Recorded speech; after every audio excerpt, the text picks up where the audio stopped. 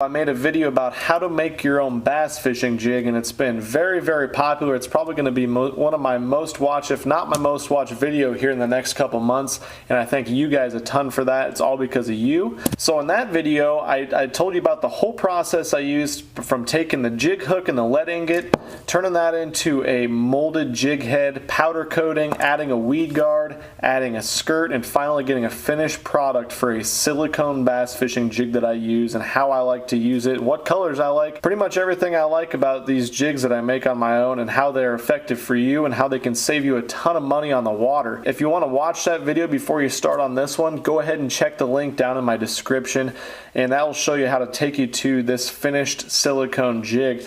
But tonight we're going to be talking about a whole different animal, and that is the living rubber jig. You know, living rubber is caught on and become really popular over the last handful of years, although it's been popular for decades. But among fishermen, you know, they catch a ton of fish, and really living rubber has an advantage over silicone in that it has a lot more action in the water. You can add a really big long living rubber skirt like this one, and that will give you a giant profile in the water. A lot of guys use this, a lot of guys refer to it as a mop jig, or you can use a smaller finesse style skirt, and once again it has more action. It's a lot more natural presentation than a regular silicone jig, and people obviously love that, and so do the bass. So I'm going to go ahead and show you the two different types of living rubber jigs I like to make, and give you guys a list of everything that you're going to need to make your own living rubber jigs.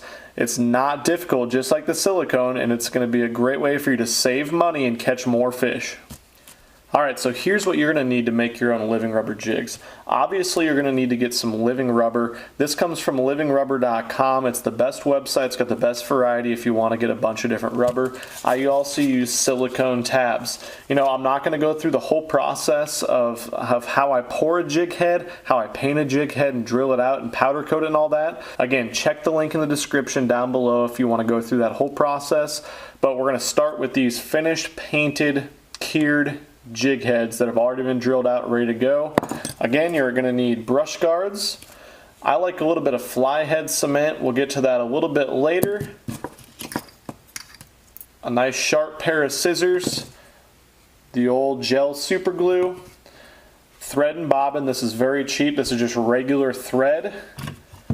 A fly tying vise. It helps tremendously. I mean, you can rig something up together to hold your hook, but nothing works better. This is like one of the cheaper vices you can get on the market. And then I like a big clamp. We'll go show you that in a little bit as well. One that you can drill down onto a workbench or anything like that. So let's start making these guys. All right, so we're gonna start with the first type of living rubber jig I like to make, and that's a giant mop football jig. You could do it with any type of head, but to me it works best drug around any type of structure, rock piles, stuff like that. It's awesome when the fish want a bigger profile, or if you're trying to weed out some bigger fish among a bunch of small ones. So we're going to take this jig head, hook it into our vise just like that, and we're going to start with some wraps just to get it going and get a nice base with our thread here. And like I've said before, it does not need to be perfect. We're just going to clip. I'm going to take a nice sharp pair of scissors and clip off the excess. And we're going to start with the living rubber. So you want a real long section of living rubber, and you're always going to want to start with more than you're going to need at the end. And I'll show you why, because we're going to have to trim off a bunch of that to get it to chop right. So we're going to start, I like to put it just a little bit past the bottom of the hook. I always start with my living rubber on the outside, or on, excuse me, I always start with my living rubber on the inside. So we're going to match it up like that. And we're just going to wrap it around with that thread and the bobbin. Like I said, nothing special about this thread.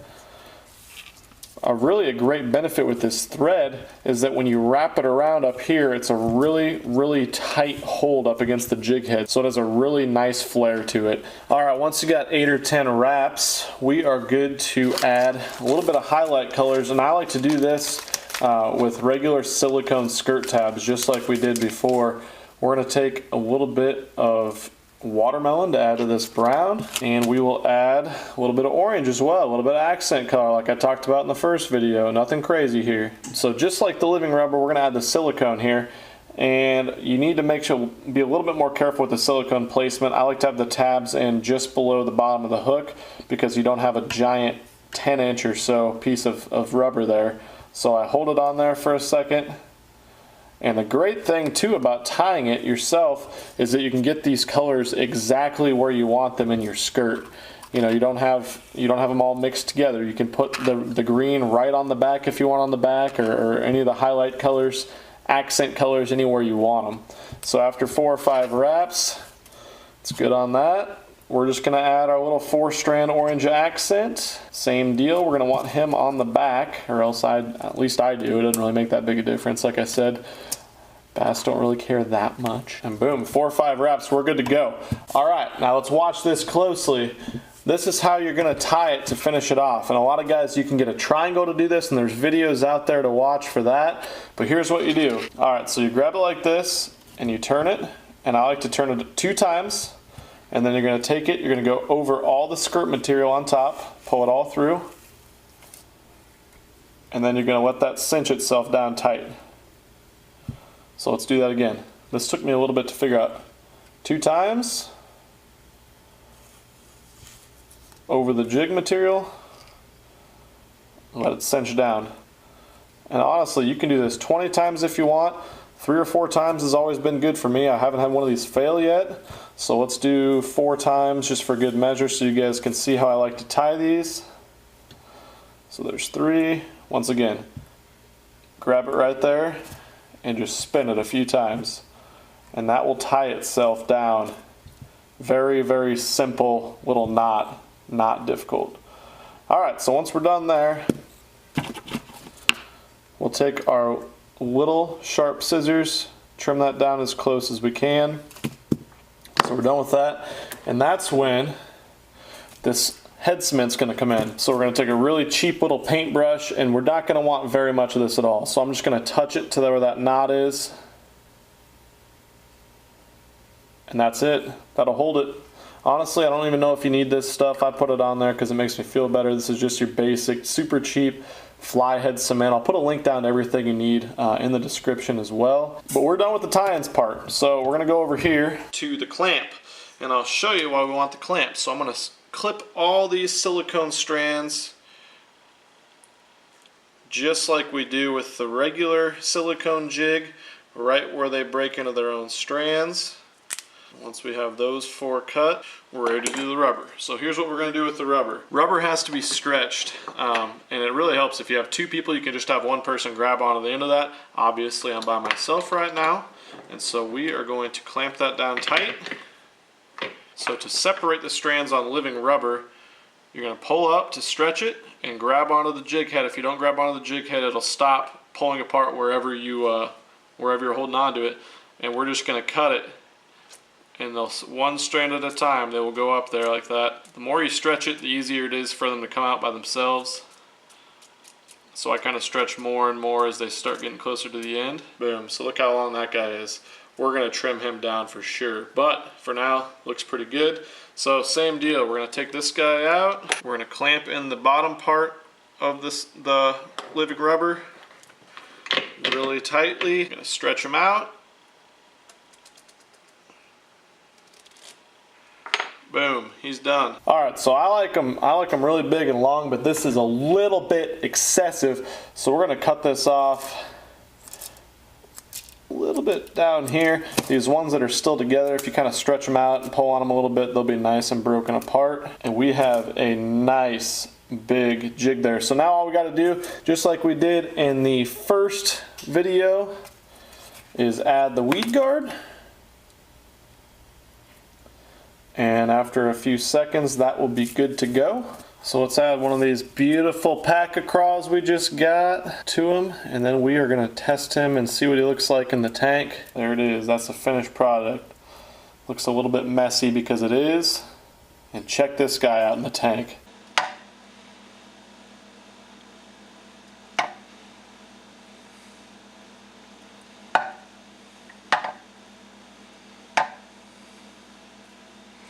You know, tell me that dude's not going to get bit, or at least draw a ton of attention from fish in the area. And that's what it is, you know. It's not just a big fish deal, although I do generally catch a better average size fish on it, but it's just that big bait draw, just like a big swim bait. You just flat out can get more bites on a giant profile like that sometimes. Alright, so I'm going to show you the other type of living rubber jig I like to make now, which is a little finesse type jig. So we're going to start off with the same deal. We're going to clamp him in. It's just a little tiny round head jig. I guess it's not that small, but we're going to do the same way to start it. We'll get a couple good wraps in, get a nice foundation before we start putting the rubber on there and the silicone. And we're going to use much less of the rubber this time. We're going to use a solid amount, but definitely not as much as we used before. It's always better to have too much rather than not enough with this rubber, since you do have to cut it off and you lose some of that excess. So we're going to wrap it just like we did with the big mop style jig. You know, 5 or 6 wraps. Make it really nice and tight up against the head of the jig. That way it flares real nice. We're going to grab our silicone skirt, put him on there just about the same way. We'll make some adjustments in a second.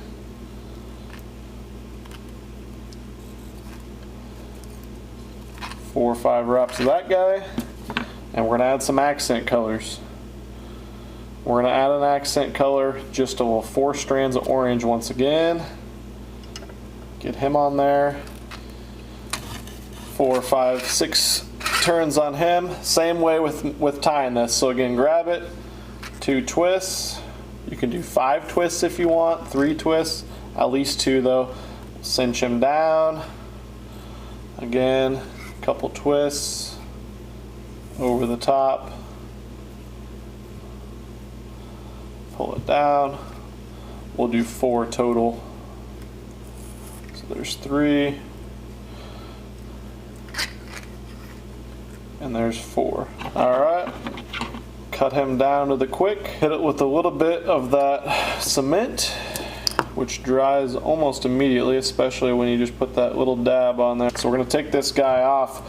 Cut him down to a finesse skirt, similar to how I do my other finesse skirts. And we're going to cut this guy off just past the hook for the silicone and for the rubber. Alright, so once again we're going to come over here for the rubber. Get it in there tight. Stretch this guy out to the top the same way. We have way too much on the top, so we can probably actually get another finesse skirt out of this, which is always good to be a little bit more resourceful. Bring him back over here, but there it is. That little dude right there. If you're familiar with professional bass fishing, this is almost identical to the jig Edwin Evers used to win the Bassmaster Classic in 2016 down on Grand Lake. Almost the exact same color. His had flatline living rubber.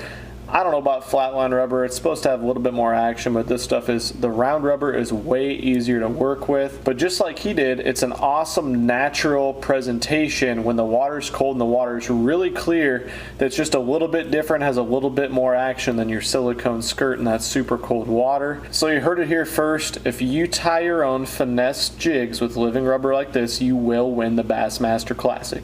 Anyways, thanks a ton for watching, guys. If you like this video, go ahead down, hit the MF down there to subscribe to my channel and see more. I know it's been a long time coming. This Sunday, I am going to be giving away free products. Since I went over 500 subscribers, I'm probably rolling well past that now, but I appreciate you guys watching so much. It really means a lot to me. I'm not just saying that and being cheesy. It wouldn't be around, this channel wouldn't be going if it wasn't for you guys watching and supporting. I'm going to give away some of these awesome jigs on my giveaway. Tune in Sunday. Coming right up, the 29th, I'll be doing a giveaway video and let you know the rules to enter the giveaway. And like I said, I've only got 500 so subscribers, so your chances to win are very good. Anyways, as always, thanks a ton for watching. Peace.